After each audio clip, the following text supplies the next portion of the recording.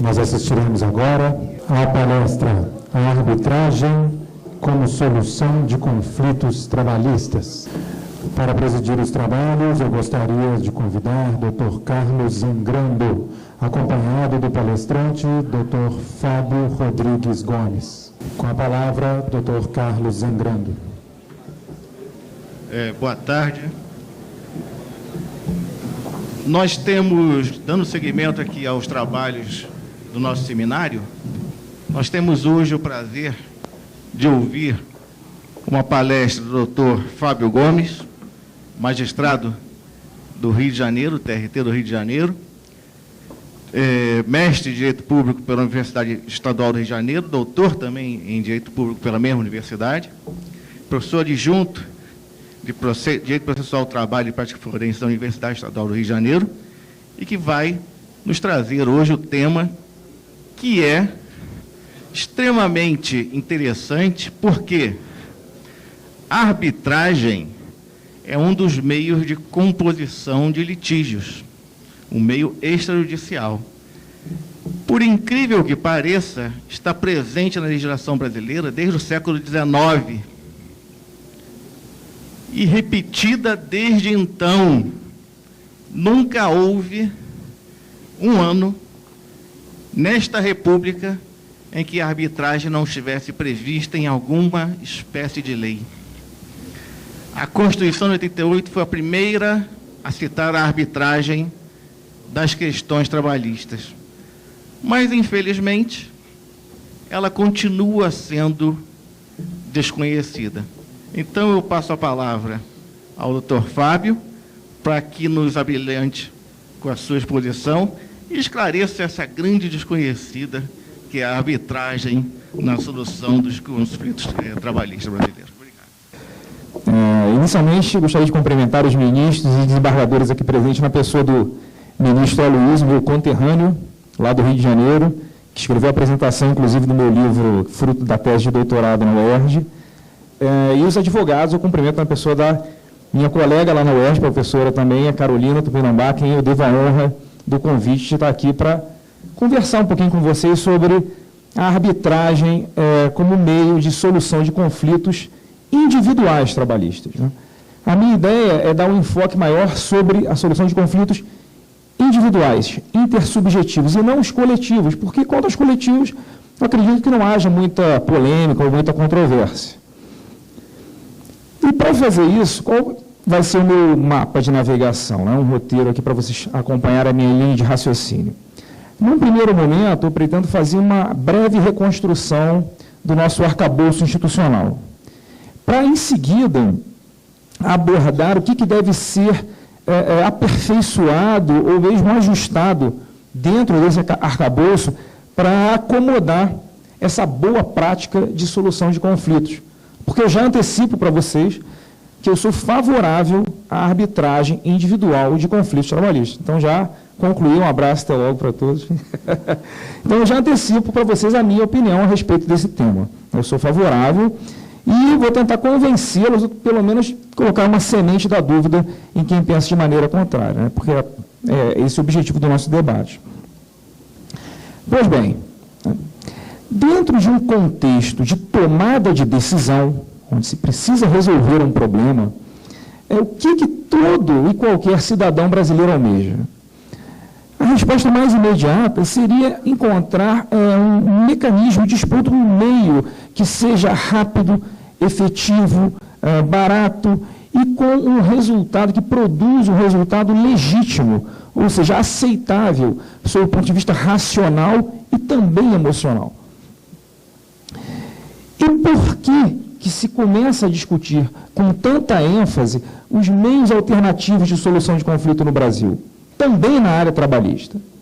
A razão é simples, porque o meio do qual dispomos hoje em dia, ele não está funcionando bem, né? E eu, acabaram de falar de corda em casa e de enforcado. Eu sou juiz e eu faço aqui uma crítica não só à Justiça do Trabalho, que, diga-se de passagem, é a mais rápida e produtiva, mas ao Judiciário de um modo geral. Não está funcionando bem. É quase um samba de uma nota só, a propalada crise do Poder Judiciário. a morosidade, a avalanche brutal de processos, né, a quantidade de 100 milhões de processos em tramitação aferida pelo CNJ não tem paralelo no mundo. Na Justiça do Trabalho, em especial, chegam a quase 4 milhões de processos.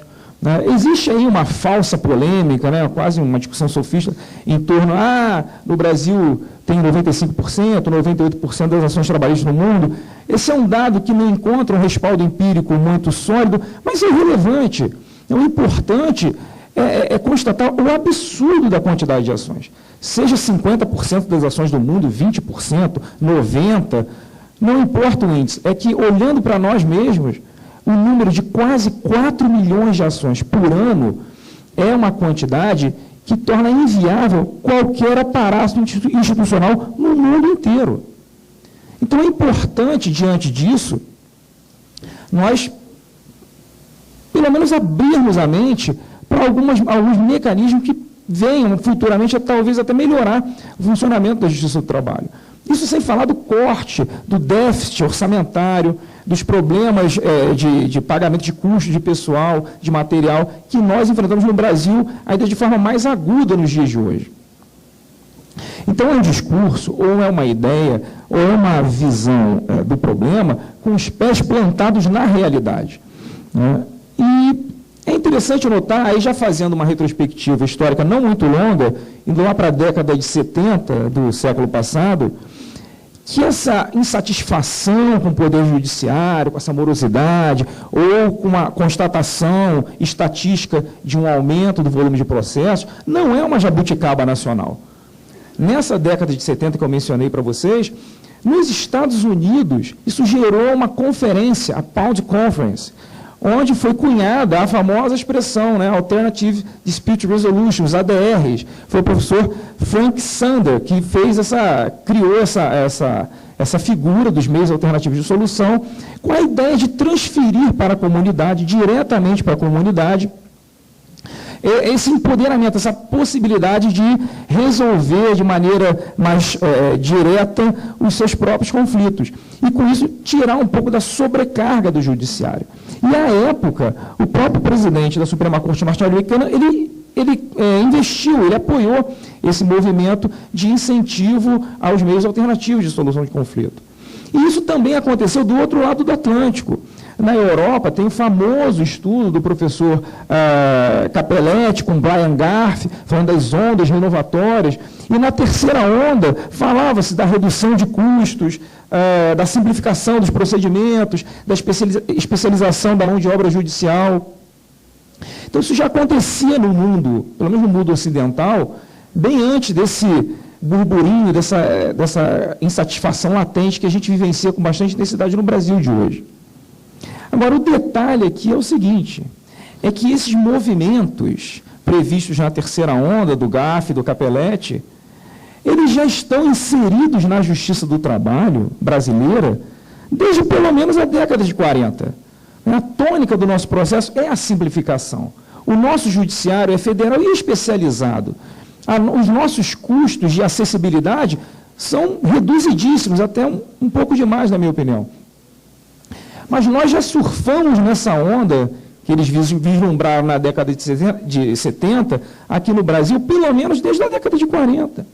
E ainda assim, nos dias de hoje, nós padecemos, na área trabalhista, quase que dos mesmos problemas dos demais segmentos do Poder Judiciário. Aqueles que eu falei agora há pouco, que envolvem a nossa crise. Então, se mesmo com esses movimentos, ou com essas possibilidades de facilitação da solução dos conflitos, ainda assim nós estamos com os problemas, eu acho que é um motivo bastante razoável, já que se falou de razoabilidade aqui na palestra anterior, é um motivo bastante razoável para que se acenda a luz amarela e que se abra a possibilidade para um meio alternativo de solução de conflito.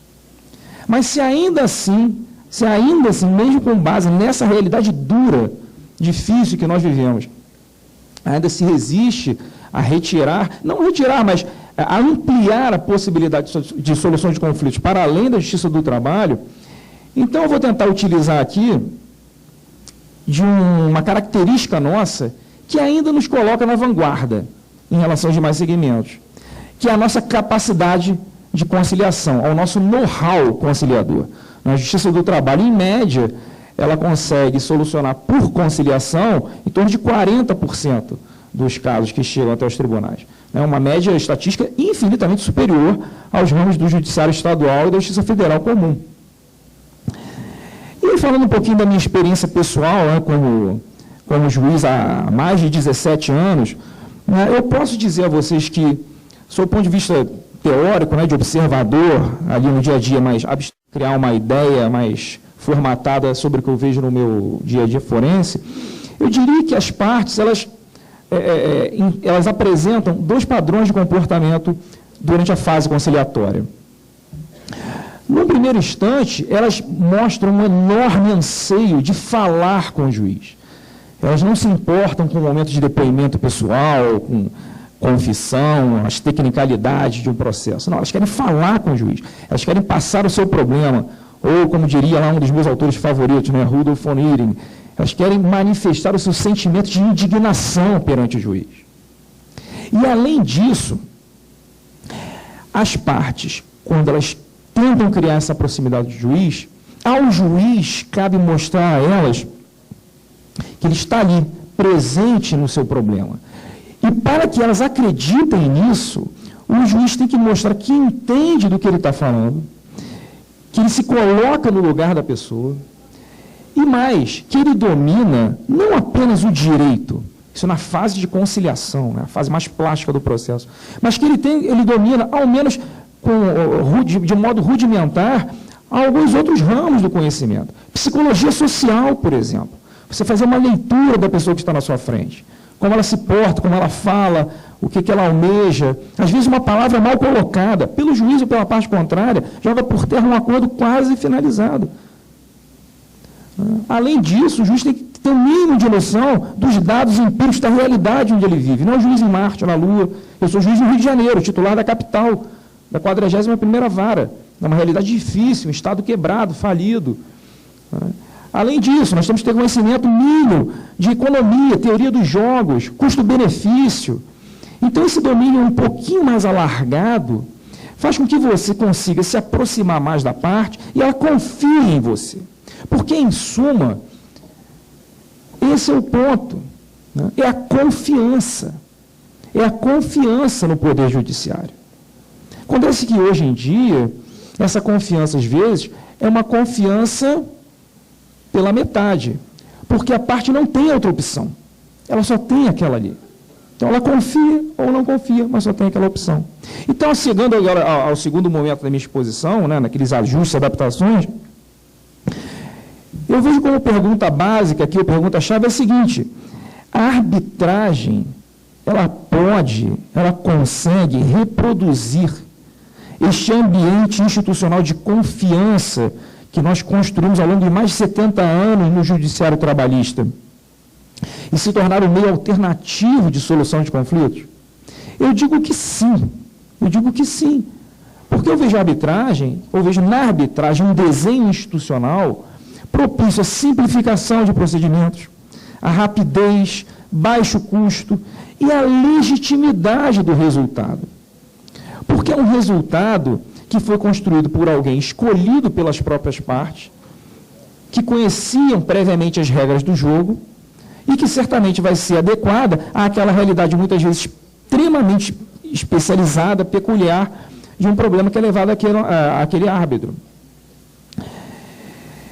Agora, o que é importante dizer é que, antes de mais nada, eu não vejo a arbitragem como uma panaceia. Eu não estou dizendo que a arbitragem vai salvar o mundo, vai salvar a justiça do trabalho ou vai acabar com a justiça do trabalho. Não é isso. A arbitragem, na verdade, individual, ela se apresentaria como um meio complementar à jurisdição pública. Ela não é excludente, ela é complementar. Eu não diria nem meio alternativo de solução de conflito, é um meio complementar. E a própria lei de arbitragem, atualizada recentemente, ela tem a previsão, por exemplo, da carta arbitral, né, da revisão de tutela de urgência. É o famoso diálogo interinstitucional entre a arbitragem e o juiz togado, e a jurisdição pública. Então, são meios complementares. É importante que se vislumbre, que se veja dessa maneira. Porque se nós conseguíssemos efetivar, tornar isso uma realidade, quebrar as resistências, especialmente do TST atualmente, isso geraria um enorme alívio de sobrecarga para o judiciário, provavelmente ampliando ou melhorando a qualidade das decisões. E mais, o judiciário continuaria como o guardião, como a retaguarda institucional dos direitos fundamentais dos trabalhadores.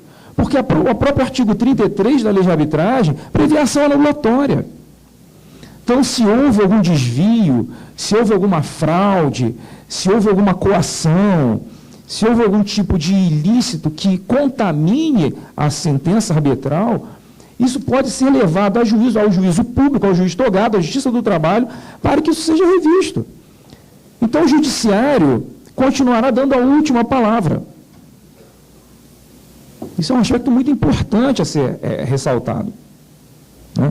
Então, assim, começando com as desmistificações, eu faço, pelo emprestar as palavras do professor Zangrando, em relação à já existência da legislação da arbitragem inserida, diluída no subsistema jurídico, se quiserem chamar trabalhista, desde a Constituição brasileira, artigo 114, parágrafo 2º, como também na lei de greve,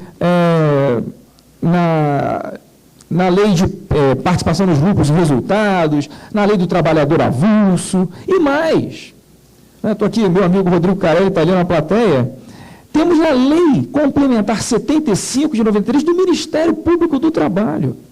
O Ministério Público do Trabalho, até anotei aqui para não esquecer, artigo 83, inciso 11, ele tem a atribuição institucional prevista na sua lei complementar de atuar como árbitro, que é a instituição mais legítima para lidar com um problema fora do ambiente jurisdicional clássico do que o Ministério Público do Trabalho. Eles podem ter a permissão legal de atuarem como árbitros. Então, seriam parceiros ainda mais importantes na definição, na efetivação e na solução de conflitos, na resolução de problemas. Porque eu tenho uma visão do processo do direito e do judiciário muito pragmática. Né? O processo é um mecanismo, é uma tecnologia que nós criamos para resolver problema. Simples assim. Então, eu estou dizendo a vocês que o judiciário está sufocado. Como vamos tentar amenizar o problema do judiciário? Uma das soluções foi apresentada pela reforma. É um efeito rebote do que se fez antes. Agora, eu acredito que, para além do que está na lei, a arbitragem ela pode se apresentar, sim, como uma alternativa.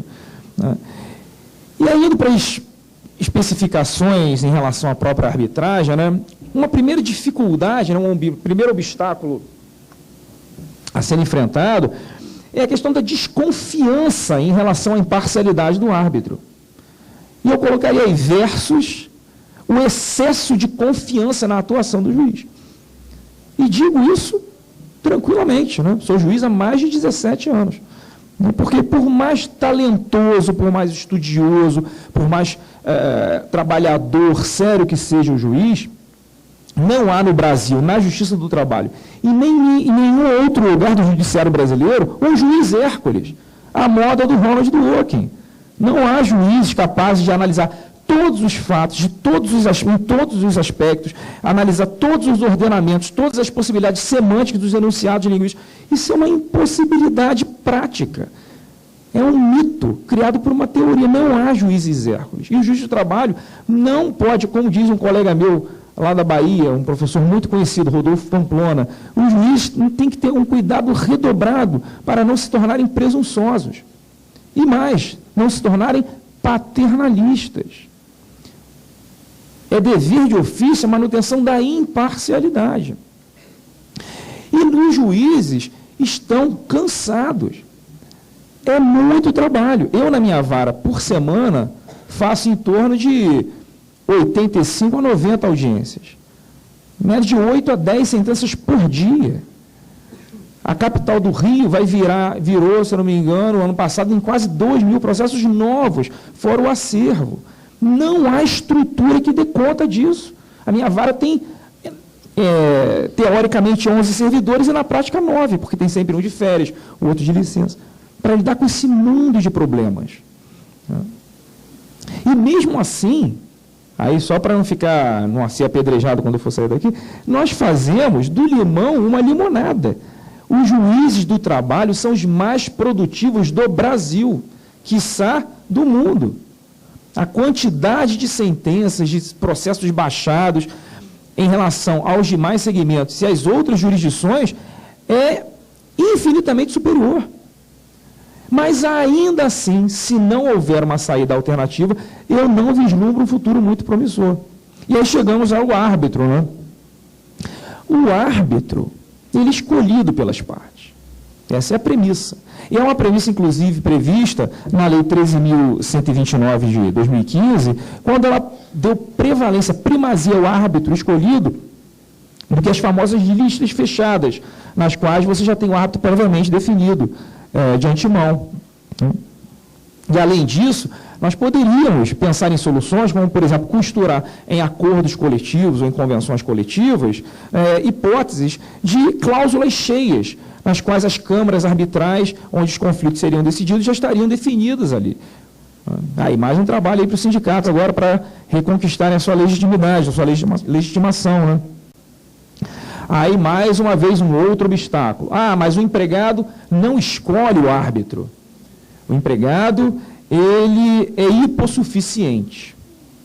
E aí eu não chego a tanto, como o professor Vitor falou antes de mim, né, que a categoria ou a categorização aqui é ideológica. Eu não diria isso, mas eu diria, né, valendo de um autor americano que eu gosto, do Frederick Schauer, né, é uma categorização com excesso de abstração. Eu não concordo com essa visão extremamente descolada da realidade, que vislumbra o empregado, essa figura anônima, sem rosto, como o hipossuficiente. A vida não é assim, as pessoas não são assim, os contextos não são assim. Você tem contextos de hipossuficiência? Obviamente que sim. Obviamente que sim. O Ministério Público do Trabalho está cansado de encontrar trabalhadores em condições análogas de escravo. Ali é mais do que hipossuficiência. Né? É a coisificação em seu estado puro. Agora, há situações em que não há hipossuficiência. A lei de arbitragem, quando atualizada, ela trouxe essa hipótese no seu artigo 4º, parágrafo 4º, para os autos executivos. Eles poderiam ter a cláusula arbitral no seu contrato, mas aí veio, à época, o atual presidente, no exercício da presidência, certamente por orientação da presidente em exercício, e vetou esse dispositivo. E as razões do veto são, peço perdão da expressão, mas vou dizer, são pífias. São pífias. Dizem lá, deixa eu ver se eu acho que é distinção indesejada. Indesejada por quem? Risco para a generalidade dos trabalhadores. Essas foram as justificativas constantes do veto presidencial. Não me convencem. Eu acho muito raso, muito pouco. E isso acabou retornando agora com a reforma trabalhista, com a Lei 13.467 de 17, no seu artigo 507-A. No artigo 507-A, traz a previsão da cláusula arbitral para os contratos de empregados cuja remuneração seja superior a 2 vezes o teto do regime geral da Previdência Social. Isso quando a cláusula for por sua iniciativa ou constar ali com a sua anuência expressa. Então, a grande questão aqui é até onde decidir, como decidir. Sempre a decisão é ruim, sempre será hipossuficiente. O Supremo Tribunal Federal, a decisão do ministro Luiz Roberto Barroso, que foi meu professor lá no doutorado da UERJ, né, professor Barroso, em relação ao PDV, ele já começou a colocar um freio de arrumação nessa história. Porque a OJ 270 da SDI 1 do TST dizia que mesmo havendo cláusula de quitação geral nos PDVs, ainda assim o empregado poderia, à justiça, pleitear outros direitos que não estivessem ali constantes. Isso gerava uma profusão de ações. Como é que a pessoa recebe valores superiores ao que é previsto em lei, para a sua dispensa, que poderia ser silenciosa, sem justa causa, porque existe uma permissão forte, né? Tem o operador deontico, proibição. Dispensa arbitrária, proibida. Permissão forte, exceção. Dispensa sem justa causa, indenização tarifada. Está na Constituição. Essa permissão existe. Vem o empregador, faz um PDV, estipula critérios, recebe uma indenização superior à prevista em lei. Tem uma cláusula, quitação geral, não teremos mais problemas. A pessoa assina e depois vai à justiça. E deu dito pelo não dito. E isso estava na OJ. Veio o Supremo e guinada de 180 graus. Agora, o TST, de outro lado, ele acompanha essa linha de raciocínio em relação às comissões de conciliação prévia. Porque no artigo 625-E da CLT, traz lá a previsão de quitação para aqueles que se submetam voluntariamente à comissão de conciliação prévia. E o TST aceita majoritariamente essa quitação das CCPs. As que sobraram, as que existem por aí. Então, é um tema que gera desconforto. Gera desconforto porque ele está enraizado no direito do trabalho brasileiro, no antigo direito do trabalho brasileiro. Agora, o novo direito do trabalho brasileiro, e eu chamo de novo porque essa reforma é uma mudança paradigmática, a moda lá do Thomas Kuhn, da teoria das estruturas científicas, é uma mudança paradigmática. O pano de fundo é a ideia de autonomia. Dentro ainda dos ajustes da arbitragem, vamos pensar, mas o empregado sozinho realmente escolhe, mas a participação do sindicato não é tão legítima assim? Ok. A própria reforma trouxe a solução. Artigo 855B de bola, para os acordos extrajudiciais que sejam submetidos à Justiça do Trabalho, na jurisdição voluntária agora. Presença obrigatória de advogado. Presença obrigatória do advogado na realização das arbitragens individuais trabalhistas. E aí sim, a parte estará, o empregado estará assessorado tecnicamente com alguém guarnecido com os necessários a que ele tenha, ou que ele possa tomar uma decisão mais informada e mais segura. E já caminhando quase para o fim aqui, estou tentando ser breve para salvar nosso intervalo entre a jornada aqui. Um outro grande obstáculo, que é diretamente vinculado ao anterior, é uma discussão que daria um seminário inteiro sobre isso, que é a ideia de direito indisponível. É quase, você falar do direito disponível no cenário do direito do trabalho brasileiro, é quase como se você estivesse querendo rasgar a Bíblia dentro de uma igreja católica, ou de uma outra igreja qualquer. Eu vou atacar a Bíblia dentro da igreja, não posso falar direito indisponível. Agora eu pergunto, o que é direito indisponível? Qual o conceito de direito indisponível? Um pouquinho de dogmática analítica, né, como diz o Alex. Não vou lá atrás na jurisprudência dos conceitos, não. Não chego a tanto. Agora, essa precisão, essa delimitação conceitual do que significam determinadas categorias que nós usamos no nosso dia a dia, na nossa profissão, isso é fundamental para que a interlocução aconteça de modo fluido, para que nós estejamos falando a mesma língua. Eu pergunto, o que é direito indisponível? Pensem, por exemplo, numa cirurgia de transplante de coração. A integridade física é direito indisponível? Sim.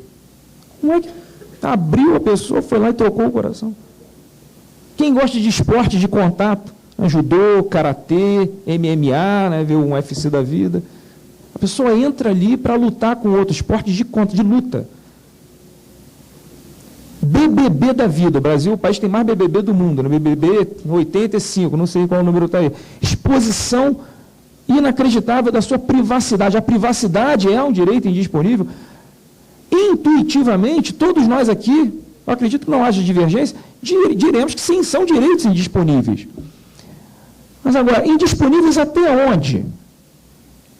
E aí o conceito de indisponibilidade que eu trago para vocês, de uma professora chamada Letícia Martel, que foi minha colega de doutorado lá na UERJ. E ela traz o seguinte conceito: a indisponibilidade é quando o titular do direito, ele consente com um certo grau de enfraquecimento da sua posição jurídica para permitir que outra pessoa, que alguém, faça alguma coisa que ela não poderia fazer sem que ela tivesse dado consentimento. Aí lembrem dos exemplos, cirurgia cardíaca. para a pessoa ir lá e abrir o seu peito e trocar o seu coração, ou uma válvula, fazer uma ponte de safena, você tem que consentir previamente. E por aí vai. Então você consente temporariamente, circunstancialmente, no enfraquecimento da sua posição jurídica para que outra pessoa atua como se ela, de uma maneira que ela não poderia sem o seu consentimento prévio. E aí a indisponibilidade se torna um conceito um pouco mais modulável. E tudo converge, mais uma vez, para quê? Qualidade do consentimento. Quando é bom ou quando é ruim o consentimento do empregado. A premissa ou a ideia, que acredito que não gere divergência, que o empregado, ao longo do contrato ou previamente ao contrato, tem uma qualidade decisória de qualidade um pouco inferior. Por quê? Porque ele está premido pela necessidade. São os dois antagônicos, né? Antagonistas aí. A liberdade tem um problema sério com a ideia de necessidade. Quem tem muita necessidade, e necessidade, eu digo necessidade básica, na linha do Carlos Santiago Nino, aquela necessidade que independe da sua vontade, comer, dormir, se abrigar. Esse tipo de necessidade é um fator extremamente limitador da sua liberdade. Quanto maior a necessidade, menor a liberdade. Trabalho, alimento, salário, tem tudo a ver com isso. A pessoa tem menos liberdade. Então, são momentos em que a liberdade entra em questão. O legislador brasileiro, ele ousou e disse, olha, para quem tem determinado patamar de salário, eu presumo que ele tem liberdade. Não obstante a subordinação jurídica, não obstante a possibilidade de dispensa, ele tem liberdade e ele pode sim negociar individualmente, como falou o ministro Vantuil, né, no artigo 444, parágrafo único, parágrafo novo, como também propondo ou aceitando uma cláusula de arbitragem no seu contrato. Então, eu diria que essa ideia da indisponibilidade tem que ser desacralizada. É um conceito, uma categoria que deve ser discutida, falando de campo deontico, de uma forma menos apaixonada. Até porque, em juízo, aí volto para a minha experiência prática, né? Pode ir um pouquinho para a teoria, mas é sempre bom fazer essa confrontação com a prática. Na prática dos juízes do trabalho brasileiro, as conciliações transacionam diuturnamente sobre o quê? Direito indisponível. Eu já tive um caso em que um empregado, num acidente de trabalho, perdeu o globo ocular. E nas negociações entre eles aceitaram fechar um acordo por R$70 mil. Quem aqui venderia o seu globo ocular por R$70 mil? Ninguém. Isso foi negociado. Houve um caso de uma bancária, assédio moral, primeira audiência inaugural com um banco. Acordo de R$500 mil por assédio moral, na primeira audiência. Quem já viu isso, né? Eu conto na ponta dos meus dedos. Primeira audiência com o banco, assédio moral, de cara fecharam acordo, R$500 mil. Imaginem o problema que essa moça não sofreu para que isso acontecesse. E houve a transação. E vou ler, eu posso dar inúmeros exemplos, empregados que já perderam a mão, fez acordo de R$200 mil, e por aí vai. Onde está o direito indisponível? E mais, isso tudo se converte em pecúnia. Então, sejamos realistas. Isso é feito perante o juiz. Perante o juiz. E o juiz está agindo errado ao homologar esses acordos? Não homologo acordo que envolva o direito indisponível. Ninguém faz mais acordo aqui. Porque, pela visão do mainstream trabalhista, né, da visão clássica, tudo é direito indisponível. A nota técnica número 8 do Ministério Público do Trabalho, que fala de inconstitucionalidade da reforma trabalhista, diz lá que do artigo 7º ao artigo 11 é tudo indisponível. Será que é? Aproveito o ensejo para fazer mais uma propaganda do meu livro e dizer que lá eu dou uma resposta, porque foi o objeto da minha tese de doutorado. Tentei construir um critério para tentar fazer um mínimo de filtragem.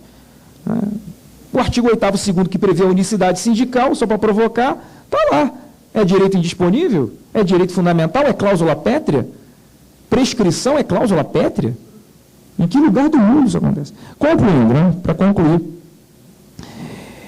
eu concluo dizendo a vocês, basicamente, que eu penso que a arbitragem pode sim, se abram essa possibilidade de vir a ser uma boa opção, um complemento à jurisdição. Não é para substituir a jurisdição pública, não é para eliminá-la, e não é uma panaceia. A arbitragem não vai resolver todos os problemas do Brasil, do mundo, do universo, não é isso. Mas é uma ideia interessante para desafogar um judiciário que precisa respirar para trabalhar melhor. A ideia de todo mundo aqui, eu acredito que seja a mesma, é trazer um pouco de bem comum, de prosperidade, né, de vida boa, de felicidade, como dizem os americanos, né, para todas as sociedades, para os empregados, para os empresários. Agora, o Estado, nesse cenário, ele deve ter um aspecto subsidiário. E volto a dizer, a Justiça do Trabalho, ela continua, aí usando, só para dizer que eu não usei um pouquinho de retórica mais teórica, né? O judiciário funcionaria aí como um guardião das condições de possibilidades discursivas, a moda lá do Habermas, né? Você fiscalizaria se as regras do jogo, se o devido processo legal, se os contextos de discurso, se houve coação ou não, ao longo do procedimento que desemboca na sentença arbitral. Caso tenha acontecido algum vício, vamos ao judiciário verificar se deve ser anulada ou não aquela decisão. E existia uma professora na década de 20 nos Estados Unidos chamada Mary Parker Follett, uma grande especialista em conflitos trabalhistas, né? E ela dizia o óbvio, que os conflitos eles são inevitáveis, que a grande pergunta é o que nós vamos fazer com eles. E ela sugeria transformá-los em ideias criativas, que criassem soluções inovadoras, flexíveis, pragmáticas. Então, eu acredito que nós temos que nos abrir a essa situação, a essa possibilidade no Brasil, em virtude do nosso contexto atual, né? E mais, assim, é importante que nós pensemos em nos tornar novamente protagonistas da história, e não sermos, como estamos sendo, rebocados por ela, por puro medo e preconceito. Obrigado e bom almoço a todos.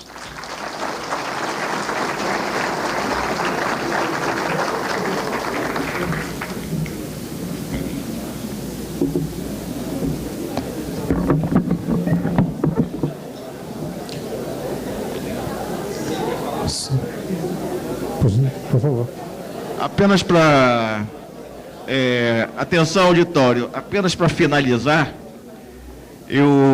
a excelente exposição do Dr. Fábio, eu devo com prazer informar que, muito recentemente, em maio desse ano, a Justiça do Trabalho do Rio de Janeiro, o Tribunal Regional do Trabalho, em acórdão da lavra do desembargador Enoque Ribeiro, reconheceu a cláusula de arbitragem relativamente a interesses privados, em relação ao executivo de banco e seu banco.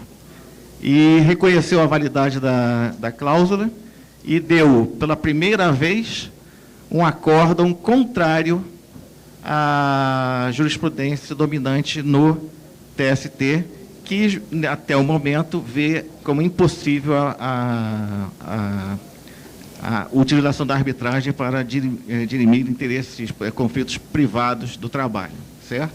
Mas já é uma demonstração, e isso aqui aconteceu antes da reforma trabalhista, já é uma demonstração de que, como o professor Fábio falou, a reforma não é apenas uma reforma, houve uma mudança paradigmática.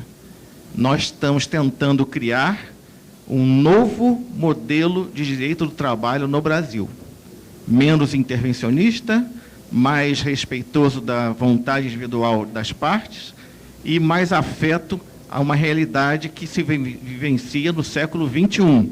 O Brasil não é mais um país agrário, recém-saído de um sistema escravocrata. Nós temos hoje instituições jurídicas que, quer queiramos ou não, e políticas, quer queiramos ou não, para bem ou para o mal, com todos os seus defeitos, estão funcionando.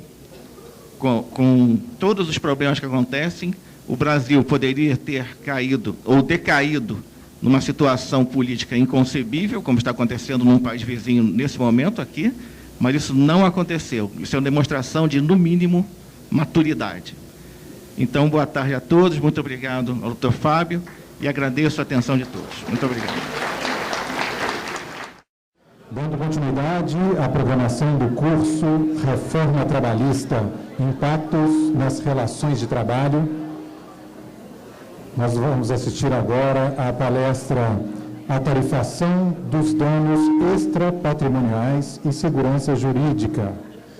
Para presidir os trabalhos, eu gostaria de convidar a coordenadora da Escola Judicial do TRT3, secretária-geral do Cominatra, juíza doutora Maria Raquel Zagari Valentim, acompanhada dos palestrantes Dr. Vitor Ditzold e desembargador Sebastião Geraldo de Oliveira. Por gentileza. Com a palavra, a excelentíssima senhora juíza doutora Maria Raquel Zagari Valentim.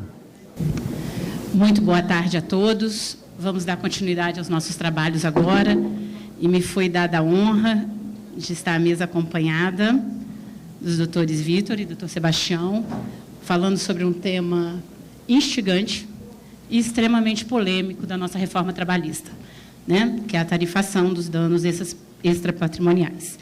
Eu vou apresentar, vai falar em primeiro lugar, o doutor Vitor Ditzold, gerente jurídico civil e trabalhista do sistema Firjan, pós-graduado em Direito e Gestão nos Serviços Sociais Autônomos, também pós-graduado em Direito Processual Civil e professor de Direito Processual Civil e Direito de Consumidor da Universidade Cândido Mendes. Junto a ele, temos aqui também o Dr. Sebastião Geraldo de Oliveira, conhecido da grande maioria do público aqui presente, que é desembargador do nosso tribunal, autor de vários livros e artigos jurídicos, membro da Academia Brasileira de Direito do Trabalho e gestor do Programa Nacional de Prevenção de Acidentes de Trabalho, Trabalho Seguro, desenvolvido pelo TST. Sem maiores delongas, eu vou passar a palavra para o doutor Vitor. Inicialmente, eu gostaria de agradecer o convite que me foi feito, em nome da doutora e professora Carolina Tupinambá, cumprimentar a todos aqui presentes, em especial meus colegas advogados, e dizer que é uma honra dividir esse painel com o desembargador Sebastião.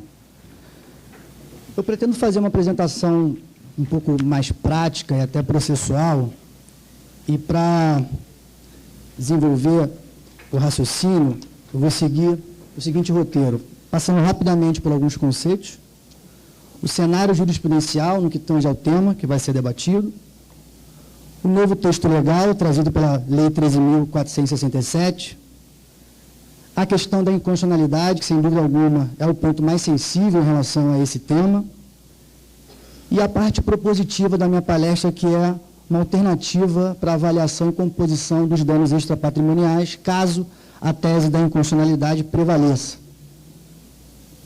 Então, feita essa breve introdução, eu já passo rapidamente aos dois conceitos, porque a Lei 13.467 trouxe o dano extrapatrimonial como gênero, cujas espécies são o dano moral e o dano existencial. O dano moral, numa linha doutrinária mais moderna, conceitua como a violação não somente daqueles direitos da alma, que era uma doutrina mais clássica, que atribuía às questões interiores, mas ela estece o conceito dizendo também que atinge aspectos exteriores, por exemplo, a imagem e a boa fama, o que é muito comum hoje, especialmente no cenário jurisprudencial, e que, inclusive, vai ao encontro da tese da possibilidade da pessoa jurídica também sofrer danos morais, por exemplo, em razão de violação à sua imagem. E o dano existencial, que é algo mais moderno e decorre de uma evolução jurisprudencial, que está mais ligado a uma frustração do projeto de vida pessoal do trabalhador. E um exemplo prático que a gente vê no dia a dia são as jornadas extenuantes, sem folga, e que acabam desequilibrando a vida pessoal do trabalhador em relação à sua vida profissional.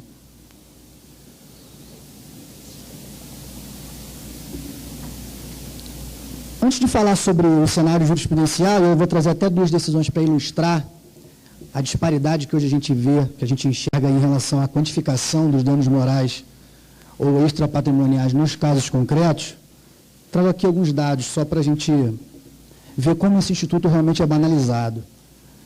Dados do próprio TST dizem que em torno de entre 1% e 2% das ações ajuizadas em 2016 tratavam exclusivamente de pedido de dano extrapatrimonial. Isso sem contar as ações que tinham outros pedidos e que o dano moral acabava sendo um pedido acessório, né? A gente briga que dano moral realmente é um pedido acessório hoje nas petições iniciais. Trazendo para a minha experiência prática, no ano de 2016, a Federação das Indústrias do Rio, que obviamente pelo cenário de crise também teve que suportar um número alto de desligamentos e de demissões, foram milhares de demissões inclusive, de todas as ações que recebemos, 90% delas continham pedido de dano moral. No nosso ordenamento jurídico, o que a gente pratica é o sistema chamado sistema aberto, onde o magistrado, o juízo, ele aprecia o caso concreto e, aplicando princípios como a proporcionalidade, a razoabilidade, arbitra a condenação ou a indenização pelos danos extrapatrimoniais. Muitas vezes sem usar, e aí que fica já o primeiro ponto da crítica, né? Muitas vezes sem usar nenhum tipo de critério para chegar naquele valor. Então, exatamente essa falta de critério, somada com o excesso de subjetividade, é que muitas vezes acaba gerando, e quem milita na área sabe que isso acontece muito, decisões completamente díspares de casos extremamente semelhantes, muitas vezes casos iguais, que é até difícil explicar para um cliente que sofreu uma mesma lesão, ganhou algum tipo de indenização, e um outro cliente que tem um caso semelhante ganhou uma indenização diferente, maior ou menor. Então, isso até para o advogado, essa tarefa, inclusive, muitas vezes é difícil. E aí, diante dessa disparidade, diante do excesso de subjetividade, diante do sistema atual, que é o aberto pelo arbitramento judicial, a gente fica trafegando sempre na insegurança jurídica, o que é ruim para toda a sociedade.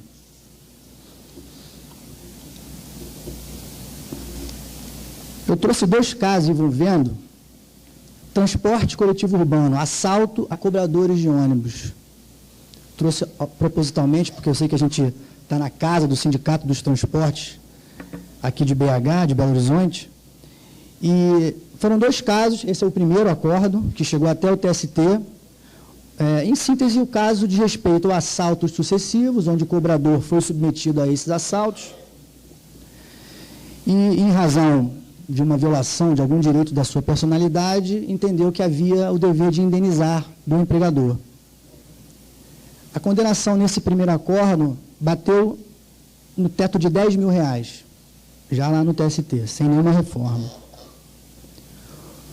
O segundo acordo é muito semelhante. Eu tive, naturalmente, o cuidado de fazer todo o confronto analítico dos 2 acordos na íntegra, inclusive dos acordos dos regionais, inclusive, da própria sentença, e a semelhança é muito grande dos 2 casos. E a condenação, nesse caso, foi R$60 mil, uma diferença de R$50 mil, que não é pouco para um caso como esse. Então, acho que essas 2 decisões ilustram bem a disparidade que a gente tem, a insegurança jurídica que a gente tem em relação às indenizações por danos extrapatrimoniais.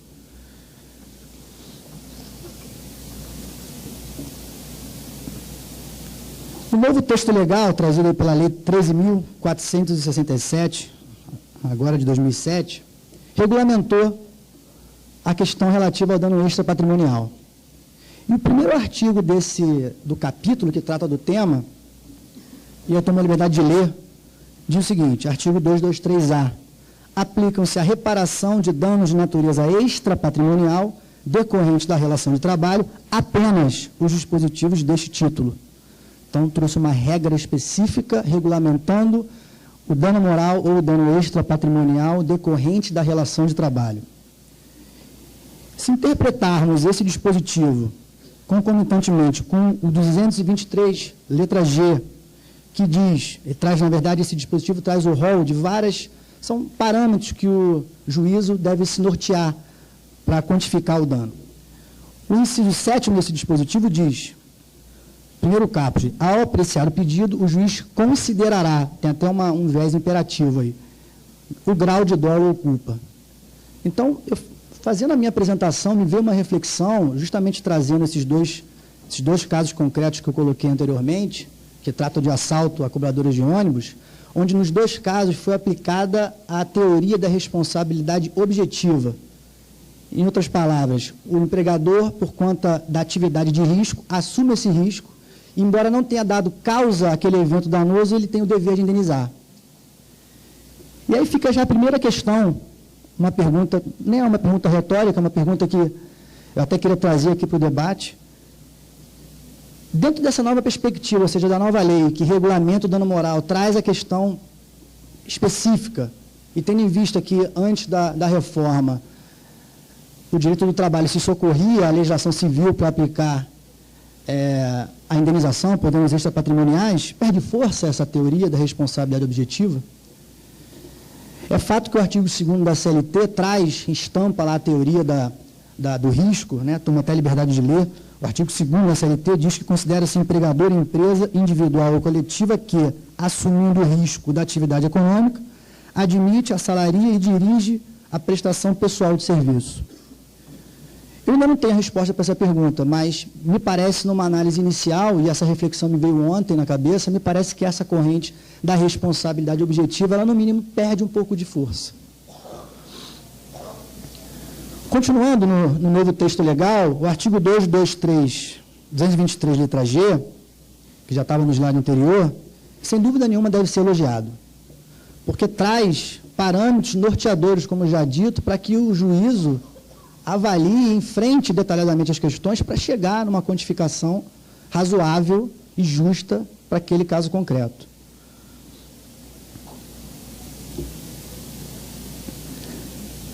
Já o artigo 223, letra G, parágrafo 1º, aí sim reside o maior ponto de crítica em relação ao fato de que trouxe...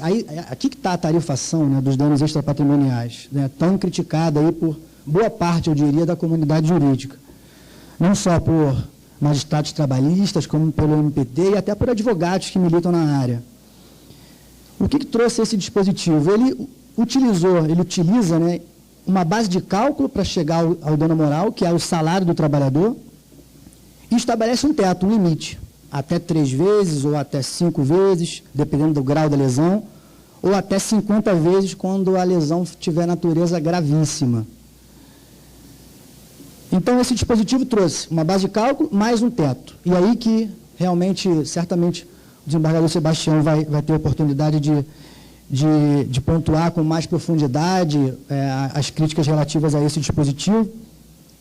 E eu até digo com muita transparência e tranquilidade que, embora seja total defensor da reforma, eu tenho minhas convicções jurídicas, obviamente, sou advogado acima de tudo, e realmente me parece que há uma contradição à luz da Constituição.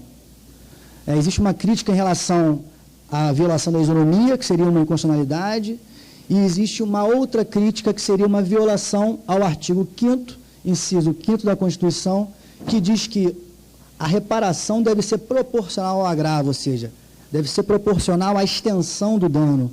Então, não estabelece nenhuma base de cálculo e tampouco um teto, não limita a quantificação desse dano. Então, à luz da Constituição, ipsis literis, né, na literalidade do dispositivo, realmente me parece que há uma contradição, embora eu entenda que os métodos trazidos pela reforma são razoáveis e seria excelente para a gente sair de trafegar, como eu coloquei anteriormente, no plano da insegurança jurídica. E aí me veio uma outra reflexão também nessa linha, e eu sei que tem muitos magistrados aqui, talvez até no intervalo, se alguém quiser até trocar essa experiência, trocar essa ideia. Eu queria lembrar um pouquinho, aliás, o ministro Vantuil, em algum momento, até falou isso na palestra dele, eu interpretei como se ele estivesse confirmando essa minha reflexão que eu vou colocar agora. E para fazer essa reflexão, eu lembro um pouquinho as lições do professor, eminente professor, que vai estar aqui amanhã, e ministro do STF, Luiz Roberto Barroso, aquele livro de cabeceira dele, de controle de constitucionalidade, que acho que todos aqui já leram, e quem não leu, não teve oportunidade. deve ler. E lá ele faz a distinção de controle de constitucionalidade concentrado e o controle pela via incidental, o controle difuso. E diz, sem titubear, que já é pacífico isso, que qualquer juiz ou tribunal, inclusive de ofício, pode reconhecer e não fundamentar, porque só quem pode, não declarar, desculpa, porque só quem pode declarar a inconstitucionalidade é o STF, mas na fundamentação da sua decisão ele pode reconhecer a inconstitucionalidade de alguma lei ou ato normativo e julgar o caso concreto, levando em consideração esse reconhecimento. Então, de novo, no controle difuso, o juiz, mesmo sem provocação, pode, na fundamentação de sua sentença, dizer não aplico porque considero inconstitucional.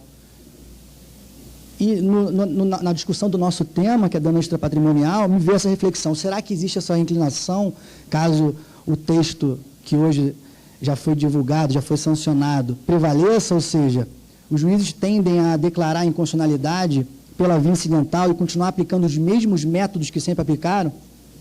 E aí a gente continua, de novo, trafegando na insegurança jurídica. Então, essa é uma reflexão que eu fiz em relação a essa questão. Não sei se todos receberam, mas eu tive acesso a um texto que circulou informalmente de uma medida provisória, se não me engano, de autoria, o Romero Jucá, talvez o senador Romero Jucá esteja à frente dessa questão, acho que é ele que está à frente dessa questão, mas circulou um texto de uma medida provisória, informalmente, como eu falei, eu tive acesso a esse texto. E achei oportuno trazer aqui para fomentar ainda mais aí o debate. Esse texto altera o artigo 223, ele amplia o rol dos bens juridicamente tutelados, traz a etnia, por exemplo, que não está no texto original, traz o gênero, se eu não me engano, que também não está no texto original. Mas, na minha opinião, acho que essa mudança seria até desnecessária, porque, pelo menos a meu ver, a interpretação mais adequada, seja desse texto ou do texto original, que está na Lei 13.467, deve ser visto como um rol não exaustivo, não taxativo e meramente exemplificativo. Não dá para limitar bens jurídicos que vão ser tutelados. Então, acho desnecessária essa alteração, mas está no texto dessa medida provisória. A outra alteração está exatamente no artigo mais criticado do novo texto legal, que é o 223G, que traz a base de cálculo, que é o salário do trabalhador, mais o teto, em até tantas vezes, dependendo da gravidade da lesão.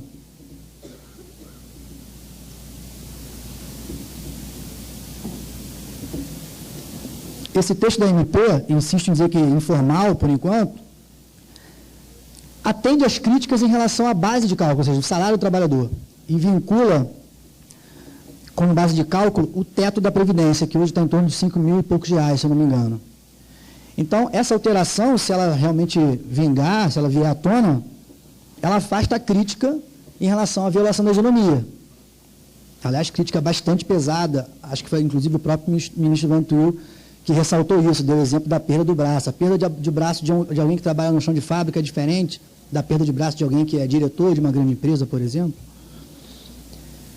Mas me parece que esse novo texto não atenderá o que os críticos defendem em relação à inconstitucionalidade, que reside lá no inciso 5º do artigo 5º, que diz, mais uma vez, que a lesão deve ser proporcional, a indenização deve ser proporcional ao agravo, porque continua botando um teto, e a Constituição não coloca teto. Então, a gente continua, mesmo com essa alteração, com esse ponto nebuloso. Vai ser declarado inconstitucional, não vai? Sei que a lei de terceirização, não sei se os senhores já acompanharam, já sofreu ADI.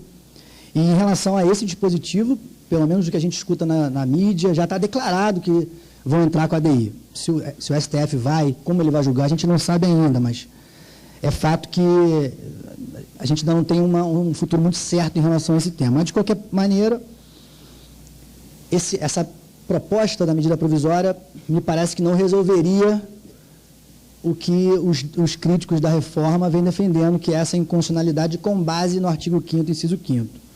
Na minha opinião, acho que o texto proposto, ainda que limitando, com um olhar prático, obviamente, né, seria excelente.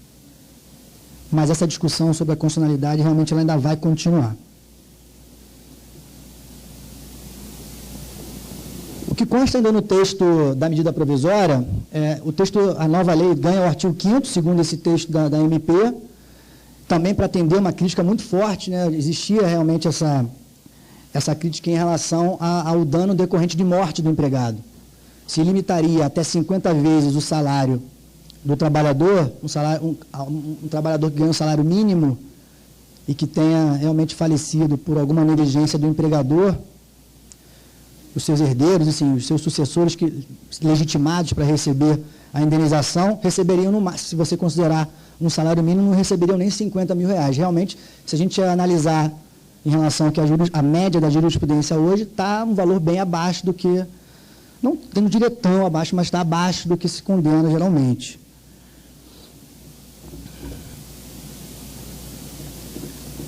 E aí, já caminhando para a parte propositiva da minha fala, já caminhando para o final também da apresentação, eu acho que a gente não pode ficar só criticar, só dizer que é inconstitucional. Acho que a gente tem que discutir se realmente o novo texto legal sofreu uma ADI ou sofreu um processo legislativo para alterar o texto como está hoje. Eu acho que a gente tem que discutir já hoje, sair do campo da abstração e discutir na prática o que a gente pode fazer para sair dessa insegurança jurídica que a gente tem hoje. Não dá para a gente ter uma situação, como eu coloquei, em que um trabalhador ganha 10 mil e o outro ganha 60 mil, de casos iguais. Quem tiver a curiosidade de depois analisar, eu vou deixar a apresentação, posso compartilhar inclusive por e-mail, vou deixar o meu e-mail no final da palestra. Quem tiver a curiosidade de analisar, confrontar, como eu coloquei, analiticamente os acordos, vê que o caso é idêntico. E a disparidade também, a disparidade é enorme. Então, a minha proposta, ou a minha ideia de se discutir, seria, como é que a gente pode, então, sair, a gente ter decisões mais coerentes? Aliás, prestigiar, inclusive, uma das questões que são, eu digo, pilares do novo Código de Processo Civil, é a coerência, a integridade da jurisprudência, né? Temos hoje incidentes que visam uniformizar a jurisprudência, tudo isso para trilhar no caminho ao encontro da segurança jurídica.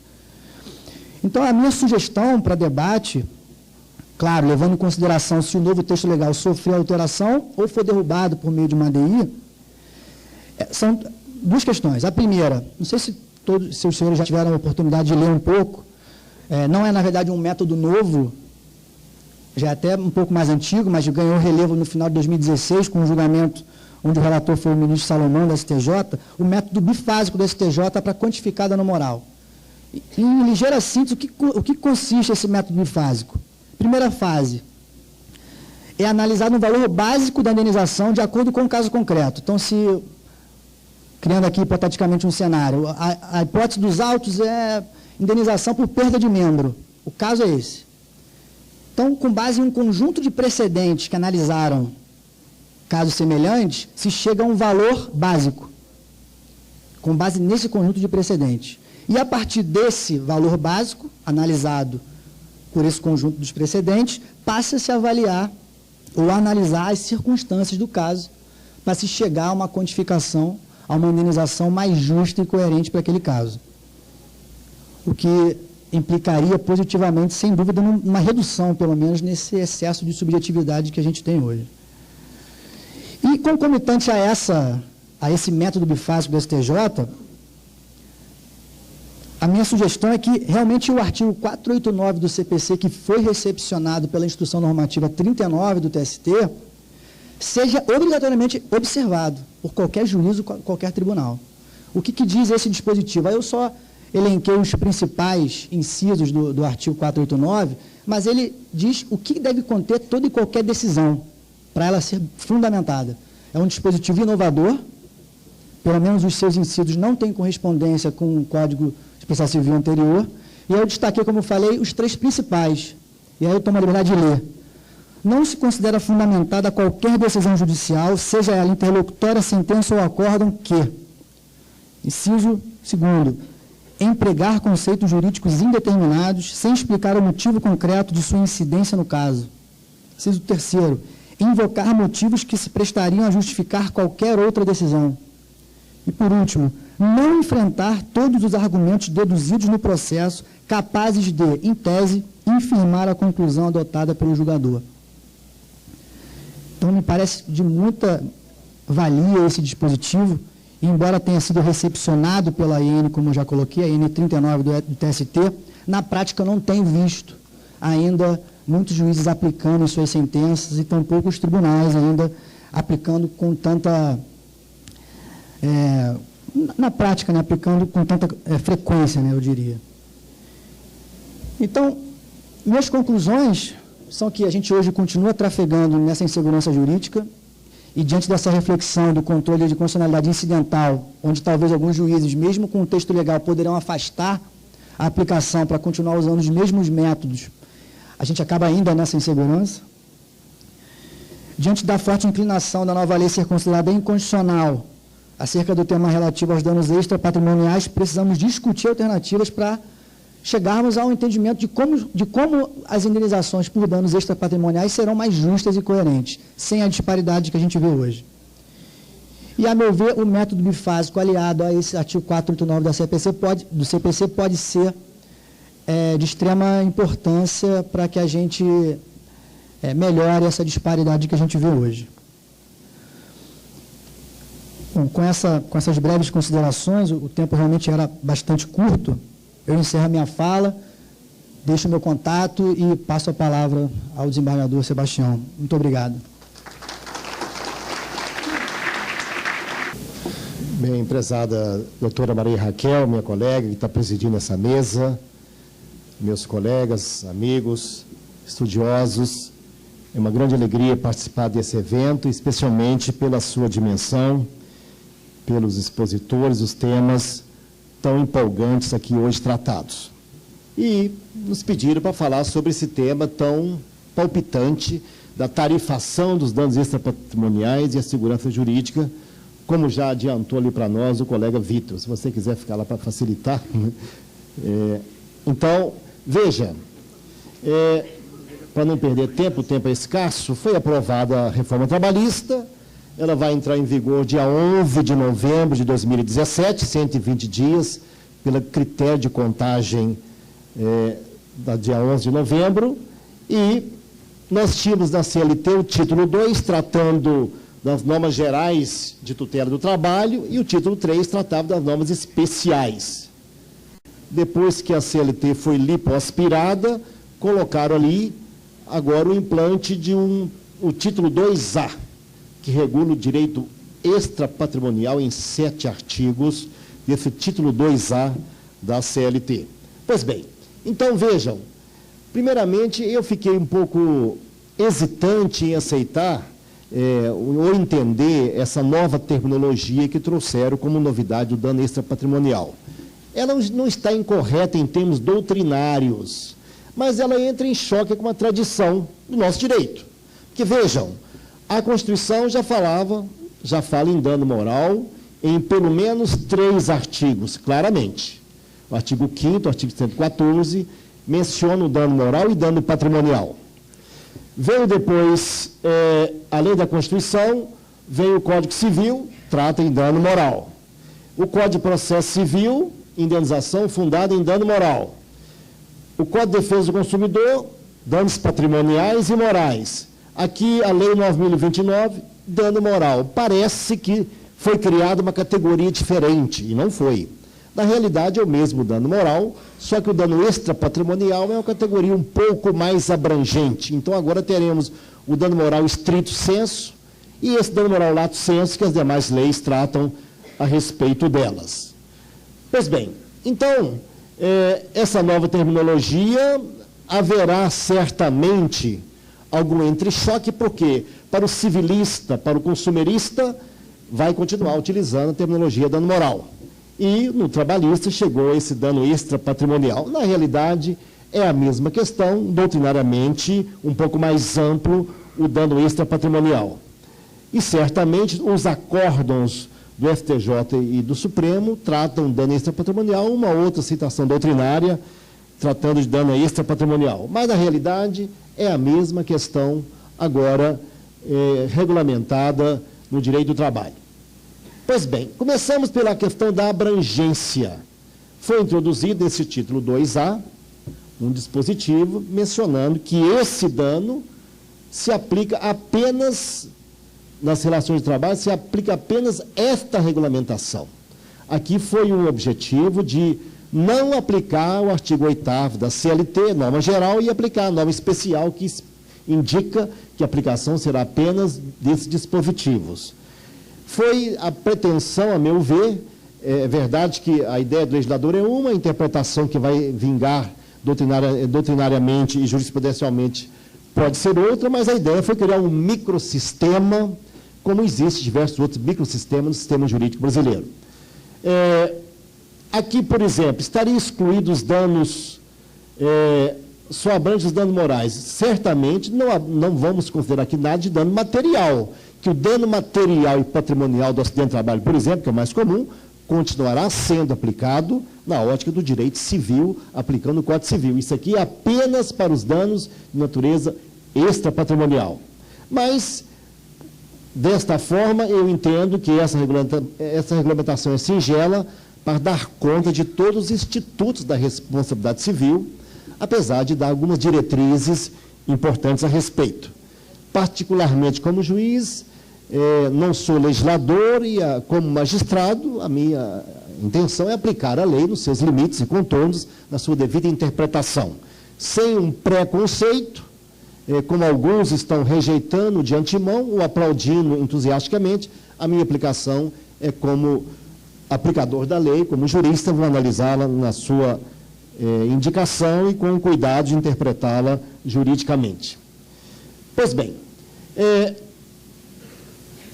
um outro artigo desse mesmo dispositivo indica que esse dano extrapatrimonial, agora sim, positivou o dano existencial, que existia apenas em questão doutrinária e jurisprudencial, agora está positivado, é uma das espécies de dano extrapatrimonial, mas diz que os titulares exclusivos, nesse caso, é a pessoa física que foi vítima desse dano, seja do assédio moral, seja de um dano moral, de um acidente de trabalho. Aí fica a primeira conclusão, a primeira busca. Então, não cabe mais o dano em ricochete. A intenção do legislador foi claramente esta, não cabe o dano em ricochete. E nós julgamos isso com frequência. Eu mesmo julguei um tempo atrás, um caso de um tratorista do norte de Minas, ele sofreu um acidente, ficou paraplégico, foi julgado o caso dele, posteriormente veio a esposa, dizendo que ela também foi atingida indiretamente, dano em ricochete. O marido, inclusive, passou a exigir cuidados especiais, perdeu as funções sexuais. Enfim, houve um dano em ricochete por esse dispositivo. Ele só se aplica para o titular, não se aplica para um terceiro. Aí ficaria a dúvida, o terceiro, então, esse dano existe no mundo real. O dano é não indenizável ou será indenizável na justiça comum? Vai se aplicar aqui apenas para a pessoa física? E os atingidos indiretamente vão buscar reparação onde? Ou ficarão irreparados esses danos? É uma questão que vai dar muita discussão nesse tema. Foi criado, portanto, uma limitação da amplitude do tema do dano moral, e aí vem a questão: se se aplica apenas à pessoa física, em caso de morte, o filho que perdeu o pai ou a mãe no acidente não receberá mais o dano moral, a indenização do dano moral? Quando o Código Civil diz que o direito de exigir reparação transmite-se com a herança. Então, essa é uma ideia que vai dar bastante discussão a respeito do dano em ricochete. Certamente, no caso mais comum de acidente de trabalho, essa parte aqui do dano material continuará sendo regida pelo direito civil, só os danos extrapatrimoniais que terão aplicação dessa nova regulamentação. E aí vale também para os assédios, a discriminação, as diversas formas mais amplas do dano moral que estão disciplinadas nesse novo título 2A da CLT. O assédio moral, o assédio estrutural, o assédio moral coletivo, todas são, certamente, a pretensão do dispositivo é abranger essas situações pela regulamentação. Mas veja, Quanto ao tabelamento, até o título foi dado de tarifação, mas tarifa é um conceito jurídico próprio, é um preço público, há sempre uma contraprestação. Eu vou chamar de tabelamento, que não vejo como tarifa nem tarifação, vejo como tabelamento. Então, na realidade, a ideia foi fixar uma tabela para o dano moral, e aqui, contrariamente ao outro artigo, fala em indenização, o outro fala em reparação, o juiz fixará a indenização a ser paga a cada um dos ofendidos, vedada a acumulação. Se houver mais de um dano, o mesmo fato, gerar dano à imagem, dano à honra, dano à intimidade ou outro dano, segundo a pretensão da lei, não cabe acumulação, caberia apenas uma indenização. E aí surgiu, portanto, o tal do tabelamento. Se for de natureza leve, está indicando aí até 3 vezes o último salário, natureza média, natureza grave ou gravíssima. Foi a tal da tabelamento ou tarifação, como se vem chamando, a meu ver, equivocadamente. Então, pode haver, portanto, múltiplas ofensas, mas na visão da lei só cabe uma acumulação. É um efeito complessivo dessa indenização.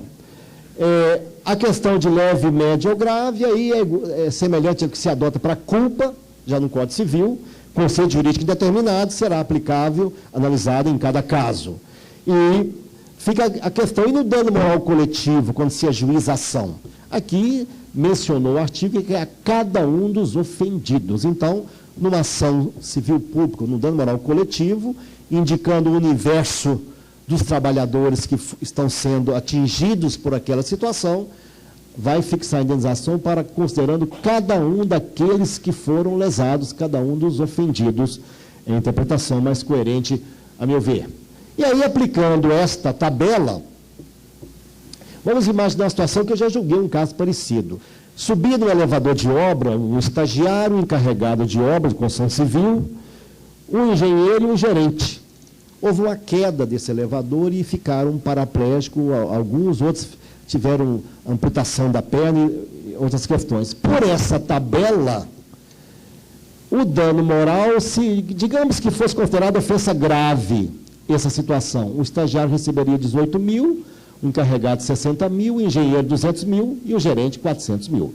E aqui está uma primeira dúvida e crítica sobre tratamento diferenciado para pessoas que sofreram o mesmíssimo dano, na visão da indicação que está aí de 3, 5, 20 ou 50 vezes o valor que a indenização partiria do salário da pessoa que foi atingida, e essa é uma situação que pode surgir com muita frequência em diversas empresas dessa situação.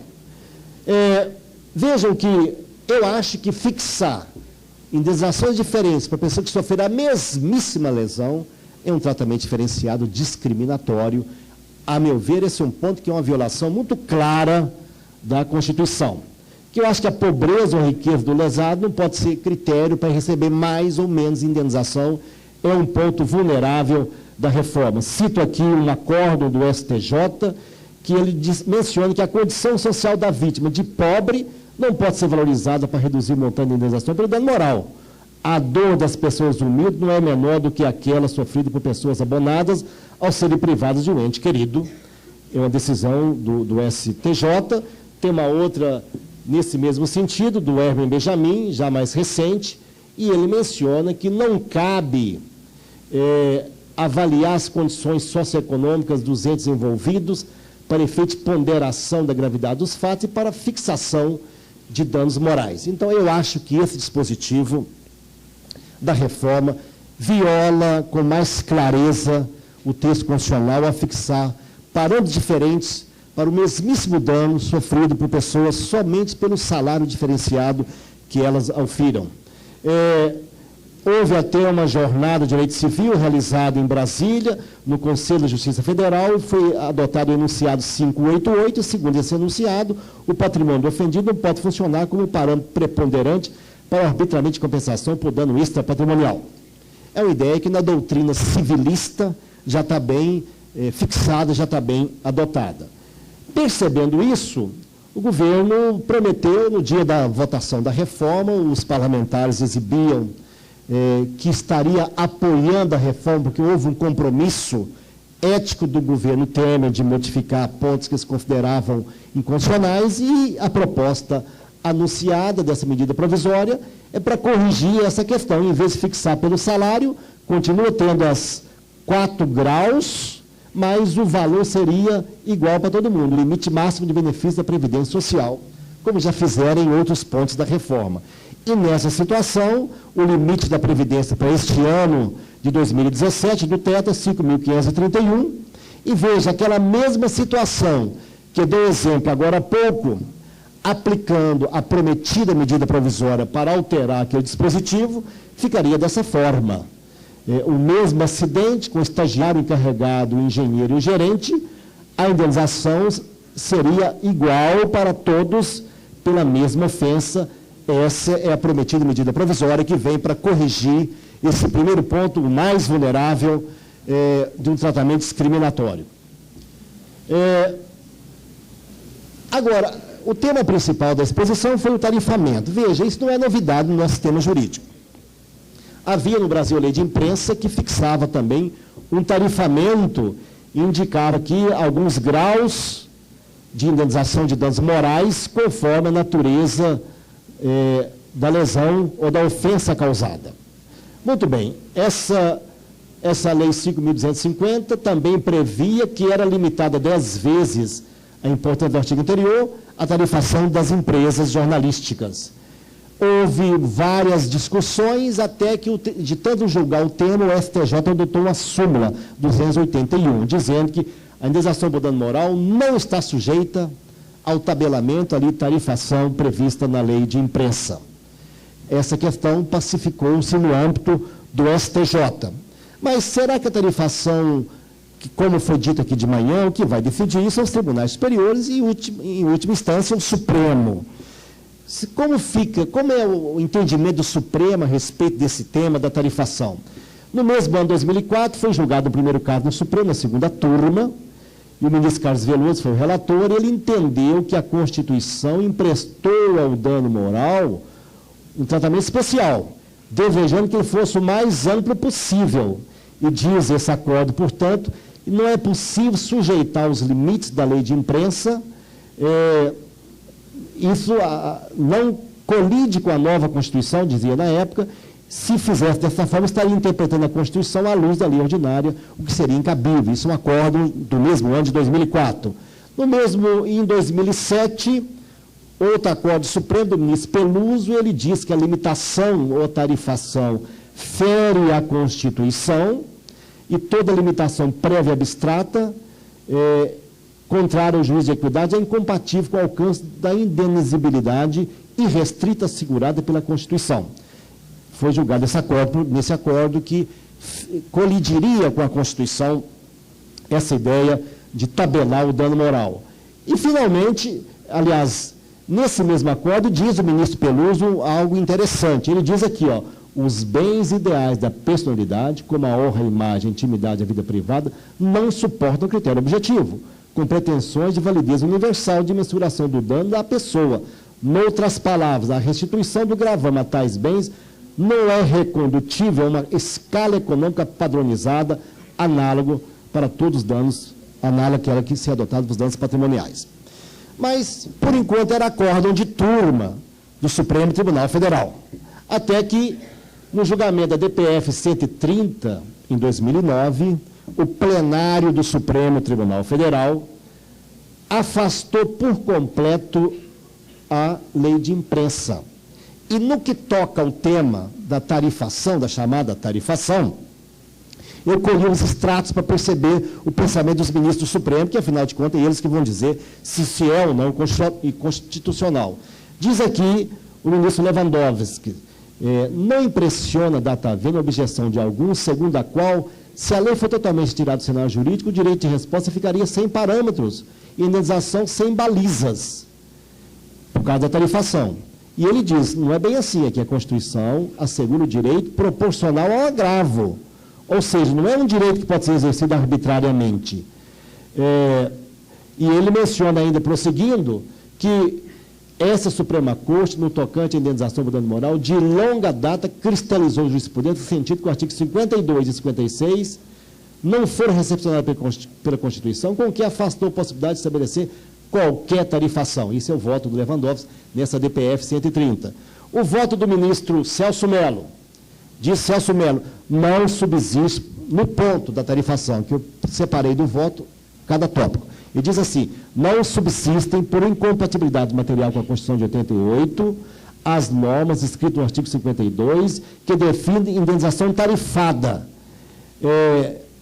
ambos da lei de imprensa, hipótese de não recepção, doutrina e cita também os precedentes.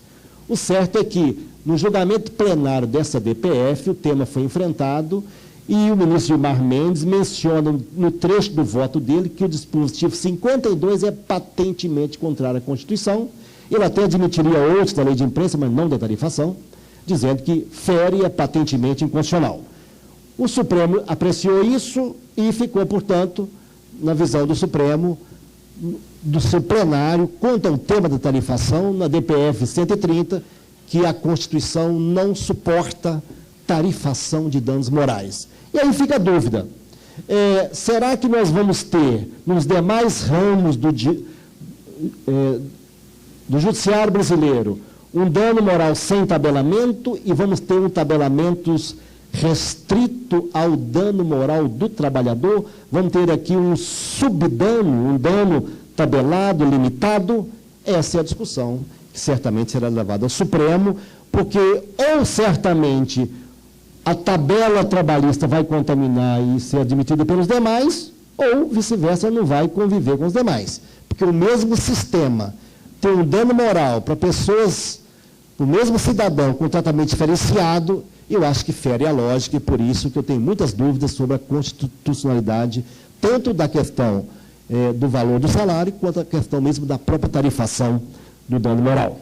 Mas, certamente, todos nós devemos ter o cuidado ao analisar a reforma, estamos dando as primeiras opiniões, o assunto é novo, vamos analisar desapaixonadamente, né, certamente, e vamos verificar o rumo que vai se tomando. Eu confesso que, para mim, a tabela resolveria 97%, 98% de todos os meus julgamentos. Pode ser que um caso ou outro que a tabela ali não resolveria. Bem, grande controvérsia que surge.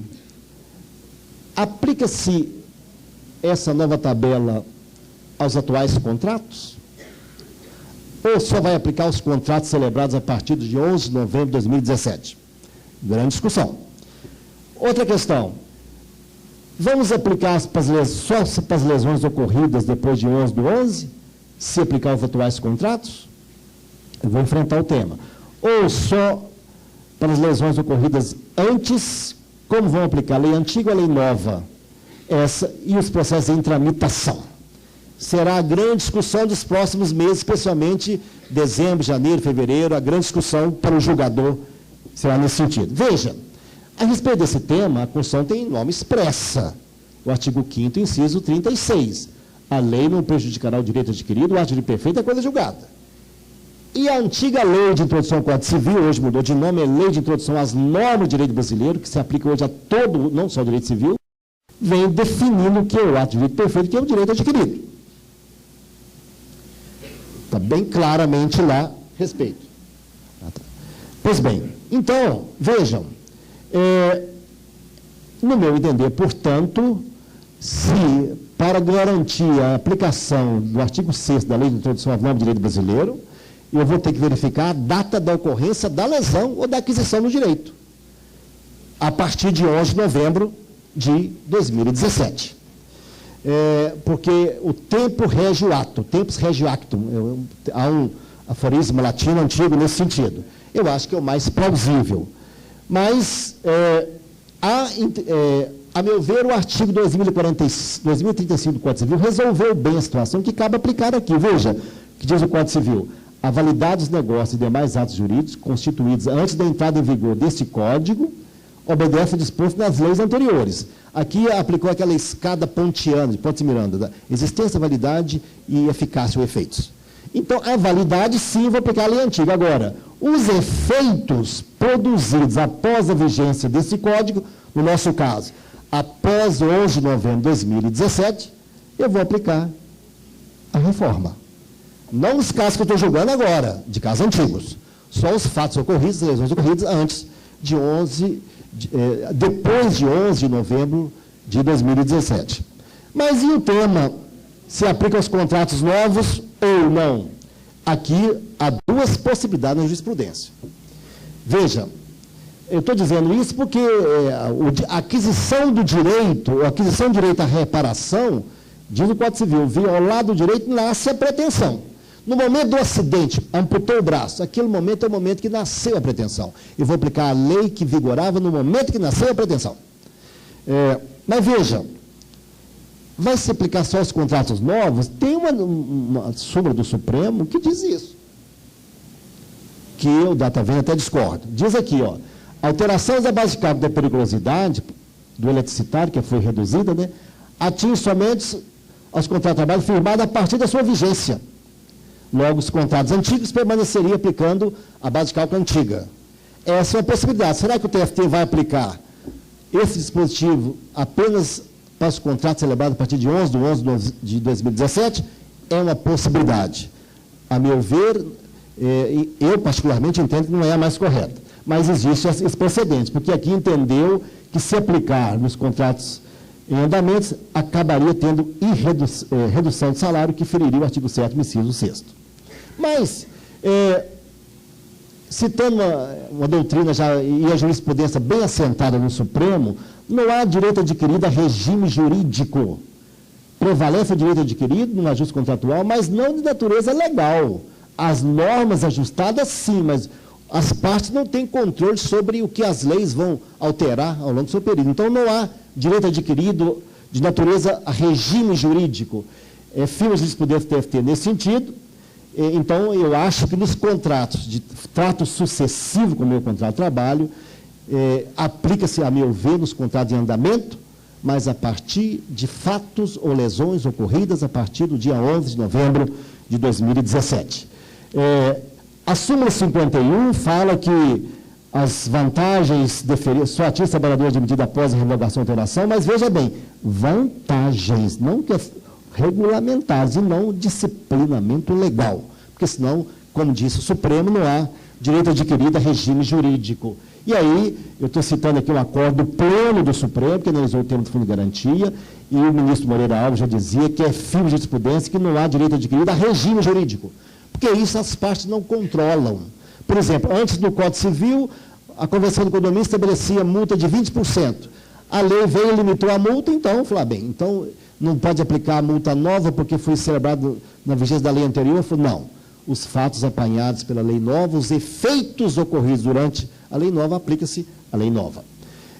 Outro julgamento supremo, que já é pacífico e não cabe direito adquirido a regime jurídico, portanto, eu penso que seria mais interessante, o mais provável é aplicar a partir da vigência. E toda a jurisprudência dos TST, exceto aquela que eu mencionei, adota esse sentido. Só que aqui foram normas que vieram para beneficiar, normalmente, o trabalhador, fixar a partir da vigência da norma, essa súmula 449, essa súmula, a questão da insalubridade. Quando cortou o direito à insalubridade do baixo iluminamento, veio aqui o OJ falando só a partir de 26 de 2 de 91.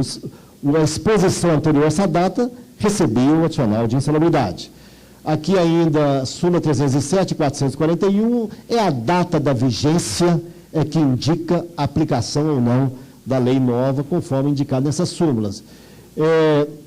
Essa OJ da SDI, OJ transitória sobre o Fundo de Garantia, menciona que, no caso, quando a Constituição aumentou de 10 para 40, houve uma dúvida se iria aplicar a lei nova, a lei antiga, e definiu-se, pacificou-se que o ato de direito perfeito não admite retroatividade, portanto, mais uma homenagem ao princípio do tempus rege actum. Aqui tem ainda o mais interessante, veja bem, essa lei do BNDES mudou em 2002, dizendo o seguinte, olha, os trabalhadores do BNDES, que até então vinha sendo regulamentado pelos jornadas bancários, a partir dessa lei, a jornada deles passou a ser de 7 horas diárias. E ele falou, então, o meu contrato estava em vigor, celebrado na norma antiga, vai prevalecer 6 horas. O próprio TFT julgou dizendo o seguinte, até o advento da lei, era as jornadas bancárias. Depois, não, porque não há direito adquirido a regime jurídico. Então, respondendo, já finalizando, já recebi aqui o último aviso. Veja bem, aplica-se de imediato aos contratos atuais? Sim, mas lesões ocorridas a partir de 11 de novembro. Aos contratos celebrados a partir, apenas ao contrato celebrado a partir disso? Não, eu aplico também os contratos celebrados antes, que eu acho que não há direito adquirido a regime jurídico. Lesões ocorridas depois, aí não tem dúvida. As lesões antes, vou aplicar o regramento anterior, não há como aplicar o tabelamento para acidentes ou eventos ocorridos antes de 11 de novembro de 2017. Prevalece o vetusto princípio do tempo rege o ato. Muito obrigado pela oportunidade. Eu quero aqui agradecer a doutor Vitor e ao doutor Sebastião, né, que enfrentaram questões que são pontuais, objeto de dúvida de todos nós, gerando até a discussão já, deram início aos debates interpessoais. Mas eu quero levantar aqui o doutor Vitor e o doutor Sebastião, porque ambos trouxeram algumas das questões que infligem a todos nós, juízes, advogados e servidores aqui presentes, que é a questão da tarifação e a norma constitucional que nós temos, né? A reforma chega, coloca, aplica-se apenas esta norma, nem toca em Constituição Federal. O senhor fez uma tabela muito interessante sobre os ramos do Poder Judiciário. O doutor Vitor trouxe aqui algo que é uma reflexão, que é a questão da responsabilidade objetiva, que tende a perder a força entre nós. O doutor Sebastião levantou uma outra questão que, numa primeira leitura, chamou muito a minha atenção, porque acontece com frequência entre nós, que é o dano em ricochete, que vai gerar muita discussão. E, é claro, estamos de novo, menos um ano e pouco depois, discutindo a norma aplicável, né? Com o tempo, como nós discutimos, tivemos uma palestra muito boa há um ano atrás, né? Quando entrou em vigor o CPC, e agora nós estamos com uma reforma trabalhista à vista.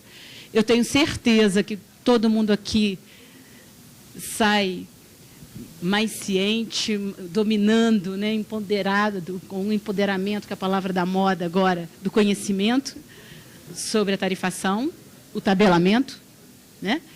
Agradeço muito ao doutor Vitor, muito ao doutor Sebastião e à organização do evento. Eu, particularmente, só quero fazer um agradecimento ao doutor Gustavo Versiani e à doutora Carolina Tupinambá. Muito obrigada. Tá? Só isso.